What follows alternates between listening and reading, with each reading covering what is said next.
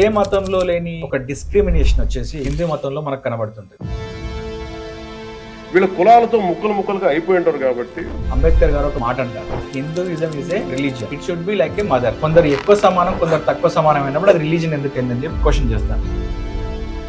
మనం హిందూయిజంని 3 స్ట్రాండ్స్లో చూడొచ్చు. Early strand of Hinduism spiritual Hinduism, secondary stand of Hinduism ritualistic Hinduism, మూడో stand of Hinduism వచ్చేసి hierarchical Hinduism. First ఏమో అసలు రిచువల్స్ చేయాలా వద్దా డిబేటు, తర్వాత హైరార్కీస్ మీద డిబేటు, తర్వాత ఇంటర్నల్ వర్సెస్ ఎక్స్టర్నల్ డిబేటు. నిజంగా ఈ చర్నింగ్ హిందూ సొసైటీలో ఉందా లేదా కేవలం రాజకీయం వాడుకుంటారు? ఇప్పుడు ఈ స్థాయిలో కూడా, ఈ స్టేజ్ లో కూడా మనిషికి మతం అవసరం అసలు? ఇది ఇన్సెన్సిటివ్ గా అనిపించవచ్చు నా స్టేట్మెంట్. ఒక మతం యొక్క గోల్ ఏంటంటే ప్రతి కులము తన కింద కులం మీద ఆధిపత్యం కంటిన్యూ చేయగలుగుతూ ఉంటుంది. పైన కులం వాడు కింద కులాన్ని తక్కువ చేసి చూస్తాడు, వాళ్ళకన్నా పైన కులం లాగా ఉండాలని ప్రయత్నం చేస్తాడు. So politics is also interested in a way not to do social. So mobilise చెయ్యాలి, బట్ ఆ ఇష్యూ ఏంటి? ఇప్పుడు గాంధీ కూడా పోలరైజ్ చేశాడు, అసలు ఆ తెల్లవాడిని తరిమి కొడదాం. సో అప్పుడు ఇండియన్స్ అందరినీ కలుపుకున్నాడు, ఉమెన్ని కలుపుకున్నాడు, అప్పటిదాకా కలుపుకొని దళిత్స్ ని కలుపుకున్నాడు, యంగ్స్టర్స్ అందరికి పిలుపునిచ్చాడు, రైతుల్ని పిలిచాడు, ఎక్కడో సాల్ట్ పండిస్తున్న వాళ్ళని ఇన్వాల్వ్ చేశాడు, అందరినీ మొబిలైజ్ చేశాడు వాళ్ళకి అగేన్స్ట్ గా. నా గెలుపు కోసం మొబిలైజ్ చేస్తానా, ఆ సొసైటీ మంచి కోసం మొబిలైజ్ చేస్తాను. Indians should start realizing that this is the greatest civilization in history. So మూడో solution is being ready to fight. మరి ఎవరితో ఫైట్ చేయాలి?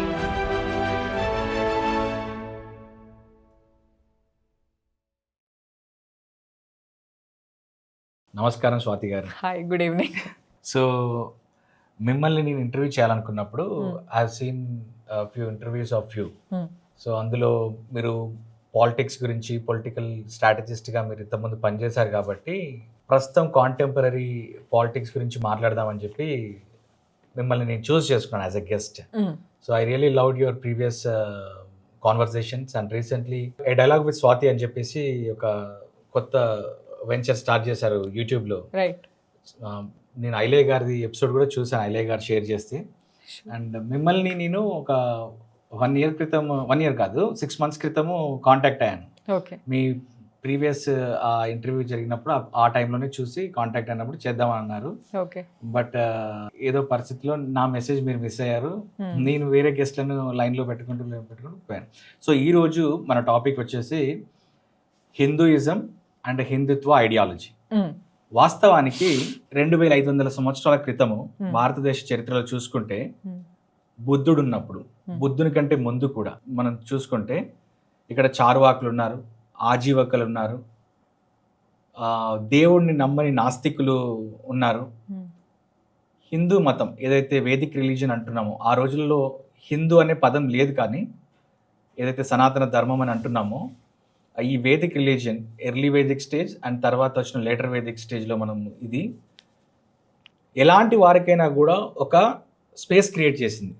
కానీ ప్రస్తుతం కాంటెంపరీ సిచ్యువేషన్ చూసుకుంటే కంప్లీట్గా ఇది ఒక పొలిటికల్ ఐడియాలజికల్గా హిందూ ఫండమెంటలిజం వైపుకి వెళ్తుంది. రాహుల్ గాంధీ గారు చాలా సంవత్సరాల క్రితం ఒక మాట అన్నారు, ఇది సాఫ్రాన్ టెర్రరిజం అని చెప్పేసి అన్నారు. చాలా పెద్ద మాట అది. ఇప్పుడు మనము ముస్లిం దేశాల వాళ్ళు మన మీదకి కొంతమంది ఉగ్రవాదుల్ని పంపిస్తే మనం దాన్ని ఎట్లయితే టెర్రరిజం అంటున్నామో, ఆయన సాఫ్రాన్ కూడా టెర్రరిజం లాంటిదే అని చెప్పేసి అన్నారు. సో ఈ అంశం మీద మనము ఈ ఎంటైర్ టాపిక్ మొత్తం కూడా డిస్కస్ చేద్దాము. అమర్త్య సేన్ గారు రాసిన పుస్తకంలో ఆర్గ్యుమెంటేటివ్ ఇండియన్లో 2005 సంవత్సరాల క్రితం కూడా మనకు అంత బుద్ధి ఉంది. మన హిందూ రిలీజియన్ ఏదైతే వేదిక్ రిలీజియన్ ఉందో ఆ వేదిక్ రిలీజియన్ అన్నిటినీ టాలరేట్ చేసింది, కానీ ఇప్పుడు ఎందుకు చేయలేకపోతుంది? ఈ రిలీజియన్ 2500 years ఓల్డ్, అప్పుడు టాలరెన్స్ ఉంది, ఇప్పుడు తగ్గుతోంది అంటున్నాం. ఇందులో కొంచెం కరెక్ట్, కొంచెం కాదు. ఓకే. రిలీజియన్లో ఎప్పుడు డిబేట్స్ జరుగుతూ వచ్చాయి, at least from my understanding of Hinduism. Very preliminary understanding అనే అనుకోండి, నేను సబ్జెక్ట్ ఎక్స్పర్ట్ని కాకపోవచ్చు, బట్ నేను గమనించినంత వరకు హిందూయిజంలో ఎప్పటికప్పుడు చర్నింగ్ జరుగుతుంది. సో ఇనీషియల్గా కేవలం నేచర్ గాడ్స్ని బిలీవ్ చేస్తున్న వాళ్ళు, తర్వాత నేచర్ గాడ్స్ నుంచి కొంచెం సిస్టమేటిక్గా స్క్రిప్చర్స్ కూడా రాయాలి అప్పటికే. సో ఆ నేచర్ గాడ్స్కి వర్సెస్ ప్రేయర్స్ చేయటము, ఆ ప్రేయర్స్ అన్ని కన్సాలిడేట్ అవ్వటము, అండ్ గాడ్ చుట్టూ స్టేట్ ఏదైతే అంటే ప్రభుత్వాలు ఉన్నాయి, లేదు అప్పట్లో ఎంపైర్స్ ఏవైతే ఉన్నాయో వాళ్ళకి రిసోర్సెస్ పెరగటము, గాడ్కి టెంపుల్ కట్టించగలగటము, తర్వాత టెంపుల్స్ పెద్దవయ్యే కొద్దీ ఈ వేదాల్లో రిచువల్స్ పెరిగే కొద్దీ, అంటే మీరు ఇలా సాక్రిఫైస్ చేయాలి, అలా సాక్రిఫైస్ చేయాలి అన్నప్పుడు ఆ రిలీజన్లో మళ్ళీ డిస్కషన్ వచ్చింది. ఎందుకు రిలీజన్ ఇట్లా ఎక్కువ ప్రాసెస్ల మీదకి వెళ్తోంది, మనం ప్రాసెస్ మీదకి వెళ్లకుండా స్పిరిట్ని పట్టుకుందాం కదా, అసలు రిలీజన్ సెంట్రల్ పాయింట్ ఏంటో పట్టుకుందాం కదా అని చెప్పి ఒక డిస్కషన్ వచ్చింది. సో బుద్ధిజం, జైనిజం చేసింది ఏంటంటే ఛాలెంజ్ చేశారు. ఏమన్నారంటే సెంట్రల్ పాయింట్ ఇది కదా, దాని మీద ఫోకస్ చేద్దాం, ఈ చుట్టూ వద్దు అని. సో అదొక చర్నింగ్ జరిగింది. తర్వాత ఆ రెండు ఇండిపెండెంట్ రిలీజియన్స్ లాగా గ్రో అయ్యాయి, or within Hindu fold. ఎందుకంటే వాళ్ళ సెంట్రల్ ఆస్పెక్ట్ కూడా మోక్షాన్ని దగ్గర డీవియేట్ అవ్వాలి. So within Hindu idea ఒక లార్జర్ ఎకో సిస్టమ్స్ డెవలప్ అయ్యాయి. ఆ తర్వాత ఆ రిలీజియన్స్ డెవలప్ అయ్యే కొద్దీ మనకి వర్ణ సిస్టమ్ అనేది కూడా కన్సాలిడేట్ అయిపోయింది. సో రిలీజియన్, వర్ణ మొత్తం ఒక కాంగ్రిగేట్ హైరార్కీ, దాని చుట్టూ ఒక స్ట్రక్చర్ బిల్డ్ అవటము, దీని అంతటికి స్టేట్ సపోర్ట్ రావటం, అండ్ రిలీజియన్ పెద్దదైపోవటం. అంటే మీకు టెంపుల్స్ ఎలా పెద్దవైపోయాయో మళ్ళీ ఆ టెంపుల్ మేనేజ్మెంటు, దాని చుట్టూ మళ్ళీ క్యాస్ట్ ఓరియంటేషన్, హైరార్కీ, ఇక్కడ వర్ణ ఎంటర్ అవటము. So religion much more sophisticated and complicated subject అయిపోయింది. అప్పటికి కూడా దాని స్టిల్ ఒక హిందూయిజం లాగా, ఒక ఆర్గనైజ్డ్ రిలీజియన్ లాగా ఎవరు చూడాల. సో ఈ దేవుణ్ణి నమ్మేవాళ్ళు దానికి కొలుచుకుంటున్నారు, ఈ దేవుణ్ణి నమ్మేవాళ్ళు దాన్ని గుడి కట్టి కొలుచుకుంటున్నారు. అట్లా ఏ దేవుణ్ణి నమ్మేవాళ్ళు ఆ దేవుడికి గుడి కట్టుకున్నారు. అలా ఈ దేవుళ్ళందరూ దీని వాళ్ళే అనేది ఒక బ్రాడ్ సెన్స్, వేగ్ సెన్స్ ఉంది ఆర్ లేదు అనేదే చర్చ అనమాట. అంటే సో ఆ వేగ్ సెన్సే సనాతన ధర్మం అని కొంతమంది అంటారు. అసలు ఆ వేగ్ సెన్సే లేదు, వీళ్ళంతా ఇండిపెండెంట్ భక్తులు, శైవైట్స్ వేరు, వైష్ణవైట్స్ వేరు, శాక్తైట్స్ వేరు, గణపతిని పూజించే వాళ్ళు వేరు, ఇలా అనేది ఇంకొక ఆర్గ్యుమెంట్. సో మనం ఆర్గ్యుమెంట్ తర్వాత సెటిల్ చేద్దాం. సో ఆ రిలీజన్ ఇంకా కన్సాలిడేట్ అయ్యి వెళ్ళే కొద్దీ ఏమైందంటే రిలీజియన్ వర్సెస్ అదర్ రిలీజియన్స్, అంటే రిలీజియన్కి వేరే మతాలతో ఇంటర్ఫేస్ మొదలైంది. బీట్ మిడివల్ పీరియడ్లో ఇస్లాం అనే రిలీజియన్తో ఒక ఇంటర్ఫేస్ కానివ్వండి, లేదు బ్రిటిష్ ఇన్వేజన్ టైంలో క్రిస్టియానిటీ. సో అప్పుడు ఈ రిలీజియన్లో ఒక చర్నింగ్ ఇంకా డీపెన్ అయింది. సో ఫస్ట్ ఏమో అసలు నేచరు పూజిస్తూ సింపుల్గా ఉన్నవాళ్ళు రిచువల్స్ చేయాలా వద్దా డిబేటు, తర్వాత ఇంత కాంప్లెక్స్ స్ట్రక్చర్స్ కడుతూ కాస్ట్ ఈస్ట్ హైరార్కీస్ మీద డిబేటు, తర్వాత internal versus external debate. So ఇలా రకరకాల చర్నింగ్స్ గోత్రూ అవుతూనే ఉంది. ప్రతిసారి ఛాలెంజ్ చేసిన వాళ్ళు ఉన్నారు, చేయని వాళ్ళు. ఇప్పుడు స్లైట్లీ డిఫరెన్స్ ఏంటంటే ఈ రిలీజియన్ అనే దానిలో, యాక్చువల్గా రిలీజియన్ అనే దానిలో డిబేట్ జరగట్లా. మీరు గమనిస్తే డిబేట్ అంతా హిందూయిజం ఎలా ఉండాలి అనేది కాదు, హిందూయిజం మీద పాలిటిక్స్ ఏంటి అనేది డిబేట్, హిందువులు దీనికి ఎలా రెస్పాండ్ అవ్వాలనేది డిబేట్ జరుగుతుంది. మీరు గమనిస్తే విత్ ఇన్ హిందూయిజం డిబేట్ అంటే ఎలా ఉంటుంది, మనందరం ఒక మతం వాళ్ళం కూర్చున్నాము, మనందరం కూర్చుని చర్చ ఏం చేసుకుంటాము, మన మతంలో మనం ఏమేం ప్రాక్టీసెస్ చేస్తున్నాం, ఇలా కొద్దిమంది వేరే ప్రాక్టీసులు చేస్తున్నారు, ఆ ప్రాక్టీసుల్ని మనము యాక్సెప్ట్ చేద్దామా వద్దా, మన మతంలో ఈ సమస్యలు ఉన్నట్టున్నాయి, పాటిస్తున్న కొద్దిమంది, వాళ్ళని ఎలా రిజాల్వ్ చేద్దాము, నెక్స్ట్ మన మతంలో గొప్పతనం ఇది, దీన్ని మనం ఎలా ప్రపంచానికి చెప్దాము. ఒక మతం లోపల డిస్కషన్ అయితే ఇలా ఉంటుంది. కానీ ఇప్పుడు మనకు జరుగుతున్న డిస్కషన్స్ ఏంటి, మన మతానికి వేరే మతం నుండి థ్రెట్ ఉంది, సో మన మతం అందరం కలిసి ఏం చేద్దాము అనేది ఒక డిబేట్. సో ఇది ఆ డిబేట్ మతం చేస్తోందా, ఒక పార్టీ చేస్తోందా, ఒక పొలిటికల్ పార్టీ చేస్తోందా. సో ఈ debate with in the religion జరగటం ఒకటి, ఆ రిలీజియన్ ఒక పార్టీ, నేనే మీ రిలీజియన్ని కాపాడే పార్టీని అని చెప్పి చేయటం ఇంకొకటి. సో నా అబ్జర్వేషన్ అండ్ నా డౌట్, ఆర్ మేబీ చెప్పాలంటే నా సెర్చ్ ఏంటంటే, నేను కూడా దీనికి ఆన్సర్ వెతికే ప్రయత్నంలో ఉన్నాను. నిజంగా ఈ చర్నింగ్ హిందూ సొసైటీలో ఉందా, లేదా కేవలం హిందూ సొసైటీలో ఎప్పుడూ ఉన్న చర్నింగ్ని రాజకీయం వాడుకుంటుందా. హిందూ సొసైటీలో చర్నింగ్ కొత్తది కాదు నా దృష్టిలో, ఇప్పుడు అది రాజకీయానికి వల్నరబుల్ అయింది. సోషల్ మీడియా వచ్చింది కాబట్టి దాన్ని మనం ఎక్సెంచుయేట్ చేయగలుగుతున్నాం. అందుకని నేను మతాన్ని అండ్ రాజకీయాన్ని సపరేట్గా చూస్తే ఆన్సర్ దొరుకుతుందేమో, ఈ ప్రయత్నమే డైలాగ్ విత్ స్వాతి. సో మీ క్వశ్చన్కి నా స్పెసిఫిక్ ఆన్సర్ టాలరెన్స్ తగ్గిందా, టాలరెన్స్ ఎందుకు తగ్గింది అని మనకు అనిపిస్తుందంటే మతాన్ని రాజకీయాన్ని కలిపి చూస్తున్నాం కాబట్టి తగ్గుతుంది. ఓకే. ఎక్స్క్లూజివ్గా హిందూ మతంలోనే టాలరెన్స్ మనం కనుక గమనిస్తే నాకు తెలిసి ఎప్పుడూ హిందూ మతంలో ఈ డిబేట్స్ జరుగుతూనే ఉన్నాయి. మనం ఎలా ఉండాలి, ఎలా రెస్పాండ్ అవ్వాలి, ఒక ఇష్యూ వచ్చినప్పుడు ఎలా ఫేస్ చేయాలి, ఇంటర్నల్గా రిఫార్మ్ ఎలా జరగాలి అని ఎంతోమంది హిందూ రిలీజియన్ని ఛాలెంజ్ చేస్తూనే ఉన్నారు. వరల్డ్లో గ్రేటెస్ట్ ఫిలాసఫర్స్ లిస్ట్ తీసినప్పుడు బుద్ధునికి టాప్ 10లో ప్లేస్ ఉంటుంది. ఇన్ఫాక్ట్ మన ఇండియన్ సబ్ కాంటినెంట్ ఉన్నాడు కాబట్టి టాప్ 1లోనే ఇస్తాం మనం. సో బుద్ధుడి కంటే 1000 సంవత్సరాల క్రితం కూడా ఈ మనం మాట్లాడుకుంటున్న సనాతన ధర్మం ఏదైతే ఉందో దాంట్లో ఆడవాళ్ళు బుద్ధుడి కంటే కూడా ఎక్కువగా ఆలోచించే థింకర్స్ ఉన్నారు. లోపముద్ర, గార్గి, మైత్రేయి, అపాల అని చెప్పి ఇలా చాలా మంది ఉన్నారు. తర్వాత ఆ ప్రాసెస్ అంతా రాను కొంత చాలా క్లిష్టంగా అయిపోయి ఆడవాళ్లకు ఎలాంటి స్పేస్ లేకుండా చేసి, తర్వాత మీరు అన్నట్టు ఇందాక ఈ వర్ణ సిస్టమ్ కాస్త ఇంకా రిజిడ్ అయిపోయి కాస్ట్ సిస్టమ్ అనేది ఎప్పుడైతే వచ్చిందో దీనికి రెబిలియనే కదా మన బుద్ధిజం, ఇండిక్ రిలీజియన్స్ అయినటువంటి బుద్ధిజం అండ్ జైనిజం. ఇక్కడ నా పాయింట్ ఏంటి అని అంటే ఈ రోజుకి కూడా ఒక రిలీజియన్ అనేది, you take any other religion అనేది సాల్వేషన్ కోసము క్రిస్టియానిటీలో తీసుకున్నా దేంట్లో తీసుకున్నా కూడా ఒక చనిపోయిన తర్వాత దానికి ఒక మోక్షం అనేది ఒకటి ఉండాలి అని దాని గురించే మాట్లాడుతూ ఉంటుంది. అయితే ఇండియాలో మొదటి నుంచి కూడా తీసుకుంటే ఈ బుద్ధిజం, జైనిజం ఇలాంటివి ఇదంతా కూడా ఒక పొలిటికల్ ఫిలాసఫీ కొత్త వే ఆఫ్ లైఫ్ని సృష్టిస్తున్నాయి. అండ్ ఇప్పుడు మనం జరుగుతున్నటువంటి పరిణామాలను చూసుకుంటుంటే ఏ మతంలో లేని ఒక డిస్క్రిమినేషన్ వచ్చేసి హిందూ మతంలో మనకు కనబడుతుంది. అంబేద్కర్ గారు ఒక మాట అంటారు, if Hinduism is a religion it should be like ఏ మదర్కి తన పిల్లలంతా సమానం.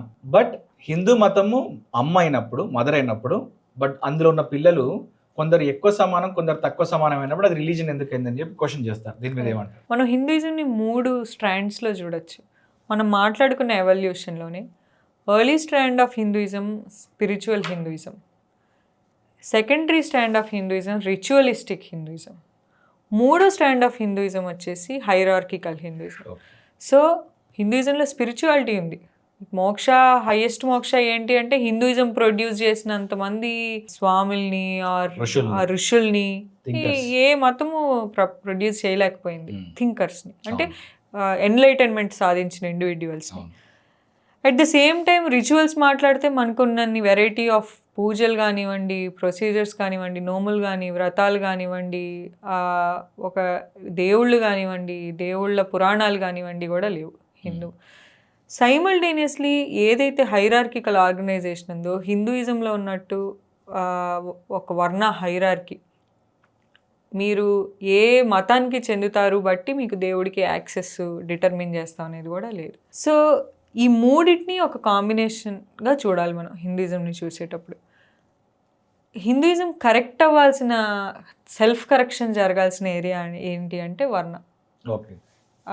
మనం ఇందాక మాట్లాడుకున్నట్టు రిలీజియన్ ఇంటర్నల్ డిస్కషనే రిలీజియన్ జరిగితే హిందూసే మీరు అన్నట్టు హిందూస్లోనే నిజంగా ఒక చర్చ జరుగుతూ ఉంటే ఐ బిలీవ్ హిందూస్ అందరూ కూర్చుని మనం ఈ వర్ణాన్ని కనుక సాల్వ్ చేయగలిగితే, ప్రతి ఒక్కళ్ళకి దేవుడికి యాక్సెస్ ఇవ్వగలిగితే మొత్తము హిందూయిజంలో మిగిలింది బెటర్ పార్ట్ ఆఫ్ రిలీజియన్ అనేది రియలైజ్ అవుతుంది. హిందూ సొసైటీలో ఆ డిస్కషన్ జరగాలి ఒకటి. రెండోది ఏంటంటే ఇది ఇన్సెన్సిటివ్గా అనిపించవచ్చు నా స్టేట్మెంట్. ఒక మతం యొక్క గోల్ ఏంటంటే ఒక మనిషిని దేవుడి దగ్గరికి తీసుకెళ్ళడం, ఆర్ దేవుడు అనే కాన్సెప్ట్ దగ్గరికి, స్పిరిచువాలిటీ ఒక హయ్యర్ డైమెన్షన్ దగ్గరికి తీసుకెళ్ళడం. ఒక రిలీజియన్ యొక్క డ్యూటీ ఈక్వాలిటీ కాదు. ఈక్వాలిటీ అనేది ఒక సోషల్ ప్రిన్సిపల్. ఒక మతం జస్ట్ నీకొక వాహనం స్పిరిచువాలిటీని చూడడానికి. కాకపోతే హిందూయిజంలో ఇన్ఈక్వాలిటీ ఉంది కాబట్టి మనం హిందూయిజంలో ఈక్వాలిటీ ఉండాలి అంటున్నాం. బట్ అసలు యాక్చువల్లీ ఈక్వాలిటీ అనేది రిలీజియన్ కాన్సెప్ట్ కాదు. Equality is social political concept. the concepts of religion are enlightenment, heaven, hell, God, devil or evil, what is holy, what is unholy, ఇది కదా మతం అంటే. అవును. సో మనం దాన్ని కూడా సపరేట్ చేయాలి.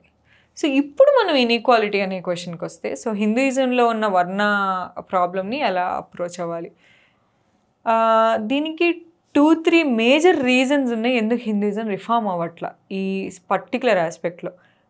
వర్ణ అనేది ఐలేసర్ లాంటి వాళ్ళు ఇంకా థరోగా మనకి డీబ్రీఫ్ చేయగలుగుతారు. బట్ వర్ణ వల్ల వచ్చిన ప్రాబ్లం ఏంటంటే, ఏ గ్రూప్కి ఆ గ్రూప్ ఎండోగమి, అంటే మేము ఇక్కడే గ్రూప్లోనే పెళ్లి చేసుకొని ఆ రిచువల్ని కంటిన్యూ అవుతూ ఉంచుతాము, ఇలాంటి ప్రొసీజర్స్ వల్ల ప్రతి కులము తన కింద కులం మీద ఆధిపత్యం కంటిన్యూ చేయగలుగుతూ ఉంటుంది. సో హిందూయిజంలో వర్ణ హైరార్కీ అనేది ఎందుకు కంటిన్యూ అవుతుంది అంటే, కేవలం బ్రాహ్మిన్స్ వర్సెస్ ఆల్ క్యాస్ట్స్ అనుకోండి, ప్రాబ్లం సింపుల్, ఆల్ క్యాస్ట్ వచ్చి బ్రాహ్మిన్స్ కొట్టేస్తే అయిపోయింది. బట్ హిందూయిజం అలా లేదు. బ్రాహ్మిన్, దాని మీద క్షత్రియ, దాని మీద వైశ్య, దాని మీద శూద్ర, కింద దళితు, మళ్ళీ వితిన్ శూద్ర కొమ్మరి, కమ్మరి, కమ్మ, కాపు, రెడ్డి, మళ్ళీ వితిన్ దళితు మాల, మాదిగ, ఇలా ఇన్ని కులాలు ఉండటం వల్ల ఏమైందంటే, పైన కులం వాడు కింద కులాన్ని తక్కువ చేసి చూస్తాడు, వాళ్ళకన్నా పైన కులంలాగా ఉండాలని ప్రయత్నం చేస్తారు. సో సంస్కృటైజేషన్ అంటారు కదా ఎంఎన్ శ్రీనివాస్. సో ప్రతి కులం నా పై కులంలాగా నేను వెళ్ళిపోవాలి అని, అట్ ద సేమ్ టైం కింద కులాన్ని చిన్న చూపు చూడటం. సో అందువల్ల ఈ కుల వ్యవస్థ అనేది కంటిన్యూ అయింది. ఇది కుల వ్యవస్థని మీరు ఇందాక మాట్లాడుతూ అన్నారు, అది ఒక బ్రాహ్మణికల్ సిస్టమ్, అది బ్రాహ్మిన్ సిస్టమ్ కాదు. సో అది it's not Brahmins versus other castes, it is each caste against other caste. దాన్నే అంబేద్కర్ గ్రేడెడ్ ఇన్ఈక్వాలిటీ అంటారు. సో ఆ గ్రేడెడ్ ఇన్ఈక్వాలిటీ అనే దాన్ని మనం ఎలా బ్రేక్ చేయాలి?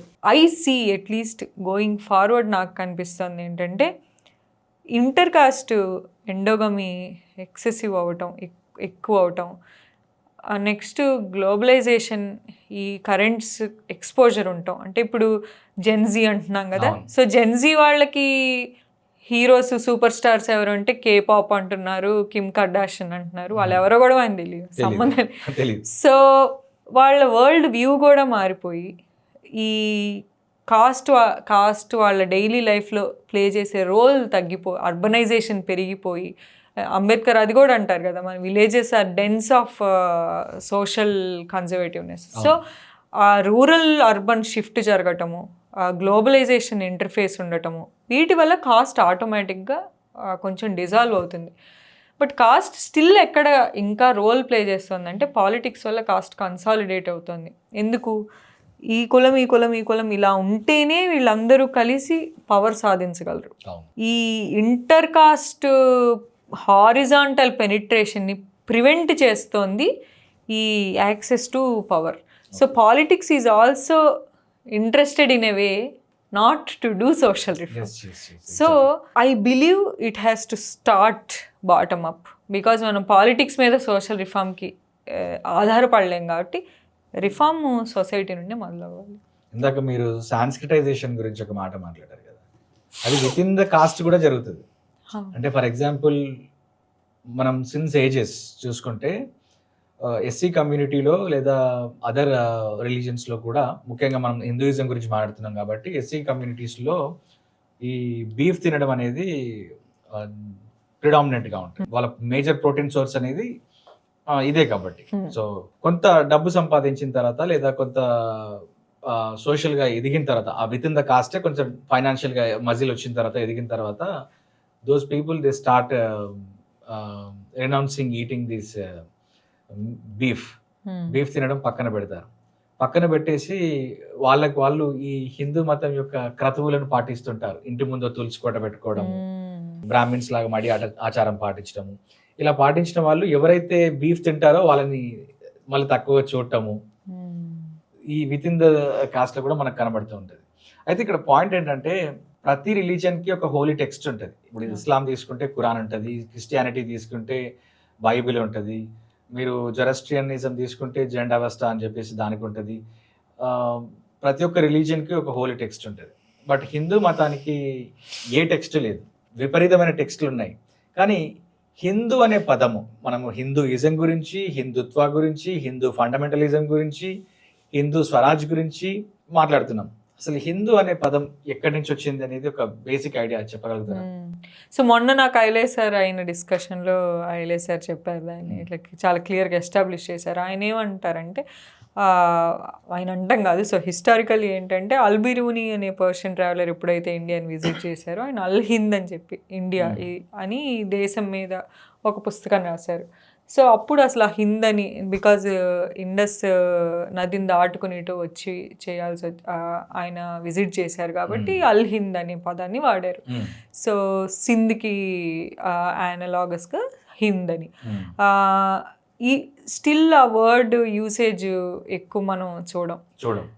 అది పొలిటికల్ పార్లాన్స్లోకి ఎప్పుడు ఎంటర్ అయింది అంటే రాజా రామ్మోహన్ రాయ్ అండ్ ఆయన హిందూయిజంని, సో హిందూయిజంని మనం ఎలా రిఫార్మ్ చేయాలి అని చెప్పి రాజా రామ్మోహన్ రాయ్ ఆ వేదిక్ టెక్స్ట్స్ని, సనాతన ధర్మాన్ని మొత్తాన్ని సైట్ చేస్తూ దాన్ని హిందూయిజం అనటంతో అది ఒక పాపులర్ పార్లాన్స్లోకి వచ్చింది. హిందూయిజం అనే దానికి ఇంకా ఇంక్లూజివ్గా, ఇది హిందూయిజం అంటే కేవలం వేదాలు, ఉపనిషత్తులు, మీరు మాట్లాడుతున్న ఇతిహాసాలే కాదు, హిందూయిజం అంటే అన్ని కులాలు అందరూ పాటిస్తున్న రకరకాల అలవాట్లు అన్నిటి సమ్మేళనము, ఇదే మన హిందూ దేశము. సో ఈ దేశానికి మనకి వచ్చే స్వరాజ్యం ఎలా ఉంటుంది, హిందూ స్వరాజ్యం.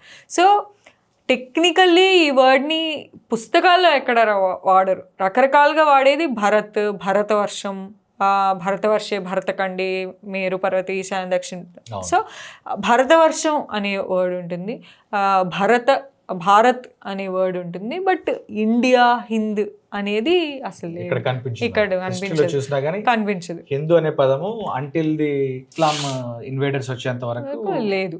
అసలు హిందూ అనే పదం ఇచ్చింది ఇస్లాం ఇన్వేడర్స్. అందుకని ఇప్పుడు దాన్ని సనాతన ధర్మం అంటారు. ట్రూత్ అనేది ఒక హయ్యర్ స్పిరిచువాలిటీతో లింక్ అయి ఉండటము, అండ్ నెక్స్ట్ ఇంటర్నల్గా ఎన్ని కాన్ఫ్లిక్ట్స్ ఉన్నా అందరూ కొన్ని కోర్ ప్రిన్సిపల్స్ మీద అగ్రీ అవ్వటము. అఫ్ కోర్స్ ఐలే సార్ దీంతో ఒప్పుకోరు, అందరు అగ్రీ అవ్వట్లేదు, ఖచ్చితంగా ఇంటర్నల్గా వైలెన్స్ ఉంది. అఫ్ కోర్స్ ఇంటర్నల్గా చాలా వైలెన్స్ ఉంది. ఆ వైలెన్స్ని బెటర్గా ఎలా డీల్ చేయాలి అన్న నెగోషియేషన్ జరగటము నాకు అనిపించేది ఇవన్నీ హిందూ రిలీజన్లో గ్రేటెస్ట్ ట్రేట్స్. మీరు గమనిస్తే చాలా మతాల్లో ఇంటర్నల్ కాన్వర్జేషన్స్ జరిగినప్పుడు it led to bloody wars. For example క్రిస్టియానిటీలో ప్రొటెస్టెంట్స్ వర్సెస్ క్యాథలిక్స్, అప్పుడు I think 30 years war, prolonged war జరిగింది. సో ఆ తర్వాత సిమిలర్లీ ఇస్లాంలో కూడా షియాస్ వర్సెస్ సున్నీస్ అనేది చాలా చాలా డీప్ డిబేట్. ఇప్పటికీ కొన్ని దేశాల్లో షియా రూలర్ ఉన్న చోట సున్నీస్ యాక్సెప్ట్ చేయకపోవటము, సున్నీస్ షియాస్ కాన్ఫ్లిక్ట్ ఉండటము, అంటే ఒక దేశమే ఆల్మోస్ట్ కొలాప్స్ అయ్యే వరకు దారితీసాయి. బట్ నా అండర్స్టాండింగ్లో అలాంటి కాన్ఫ్లిక్ట్స్ ఎన్ని వచ్చినా కూడా అంత వార్స్ జరగలేదు, అలా దేశం కొలాప్స్ కూడా అవ్వలేదు. దీనికి రీజన్ ఏంటి అని ఎంతోమంది రకరకాలుగా స్టడీ చేయడానికి ప్రయత్నించారు. సో ఒక రీజన్ ఏంటి అంటే the openness to have that debate. మీరు ఇందాక అన్నట్టు being those argumentative Indians or at least this land is largely accepting whichever debates that came its way. So మీరు వైష్ణవైట్స్ అవ్వండి, శైవైట్స్ అవ్వండి, కొట్టుకోండి, అక్కడ వైలెన్స్ జరిగింది అని హిస్టారికల్గా ప్రూవ్ అయింది. బట్ ఎంత వైలెన్స్, దేశం కొలాప్స్ అయిపోయేంత వైలెన్స్ కాదు. సో కొన్ని కోట్ల మందిని చంపేస్తూ ఒక రిలీజియన్, ఇదే అల్టిమేట్ రిలీజియన్ అని మీరు అన్నట్టు ఇదే బుక్కు, ఈ ఒక్క బుక్కే హోలీ బుక్కు అని ఇంపోజ్ చేసే ప్రయత్నాలు కానీ అలా జరిగిన వాటికి వెనకాల రెబెలియన్స్ ఉండటం, కాన్స్టెంట్ డైలాగ్ ఇంటర్నల్లీ అండ్ ఒక ఫ్రిక్షన్ కంటిన్యూస్గా ఉండటం వల్ల ఐ బిలీవ్ హర్ట్కి కానివ్వండి, లేకపోతే ఎవరైనా వచ్చి ఒక రాయేసినా కానివ్వండి, తీసుకునే కేపబిలిటీ సొసైటీకి వచ్చింది అనిపిస్తుంది నాకు. ఇప్పుడు ఇంట్లో మీరు చిన్నప్పటి నుండి బాగా దక్కముక్కిలు తింటూ పెరిగారనుకోండి, లైఫ్లో మీరు 20-25కి వచ్చేటప్పటికి పెద్ద ఫెయిల్యూర్ అయిందనుకోండి, అది టాలరేట్ చేసే కెపాసిటీ ఉంటుంది. ఉంటుంది. అది చిన్నప్పటి నుండి అమ్మ నాన్న బుజ్జి అంటూ పెంచి ఇంకా నీకు ఇదే వేదం బాబు ఇది దాటెళ్ళొద్దు అని చెప్పి చక్కగా గీత గీసి స్పష్టంగా పెంచి 25 వచ్చేసరికి లవ్ ఫెయిల్యూర్ అయితే కొలాప్స్ అయిపోతారు. సో హిందూయిజం నాకు అనిపిస్తుంది ఇన్ని కాన్ఫ్లిక్ట్స్ ఇంత చర్నింగ్ జరగటం వల్ల ఎన్ని రకాల ప్రాబ్లమ్స్ వచ్చినా కూడా the society is relatively fine, it could deal with it. But ఎప్పుడైతే సొసైటీ ఇలానే ఉండాలి ఇంకా అసలు ఈ లైన్ దాటి మనం వెళ్ళకూడదు అని పెట్టుకుంటామో ఆ లైన్ నుండి కొంచెం డీవియేట్ అయినా చాలా టర్మాయిల్ వస్తుంది. So that's what I believe is a strength అనిపిస్తుంది. హిందూ మతంలో అంబేద్కర్ గారు చెప్పినట్టు ఈక్వాలిటీ లేకపోవడం వల్ల, అంటే ఇప్పుడు మనకు హైరార్కీలో పైన తల నుండి వచ్చిన వాళ్ళు బ్రాహ్మిన్స్, భుజాల నుండి వచ్చిన వాళ్ళు క్షత్రియులు, తొడల నుంచి వచ్చిన వాళ్ళు వైశ్యులు, అరికాల నుంచి వచ్చిన వాళ్ళు శూద్రులు అని చెప్పేసి. బట్ మెజారిటీ హిందూ మతం 80%, if not 90%, correct me if I'm wrong, శూద్రులు కాల నుంచి వచ్చిన వాళ్ళే ఉంటారు. అండ్ ప్రతి ఊర్లో ఇప్పుడు మనం ఎస్సీ కమ్యూనిటీస్ ఏవైతే ఉన్నాయో, తెలంగాణ కాంపోజిషన్ తీసుకున్నా, ఆంధ్రప్రదేశ్ కాంపోజిషన్ తీసుకున్నా, లేకుంటే ఎంటైర్ ఇండియా కాంపోజిషన్లో తీసుకున్నా, they account larger percentage of population in the country. వాళ్ళని they are within the fold of Hinduism. వాళ్ళని ఎక్స్క్లూడ్ చేయడం వల్ల మీరు ఏ ఊరికైనా వెళ్ళండి, షెడ్యూల్ కాస్ట్ కమ్యూనిటీస్ ప్రీవియస్గా అంబేద్కర్ గారి ఇన్ఫ్లుయెన్స్ ఉంది కాబట్టి బుద్ధిజం వైపుకి వెళ్ళారు.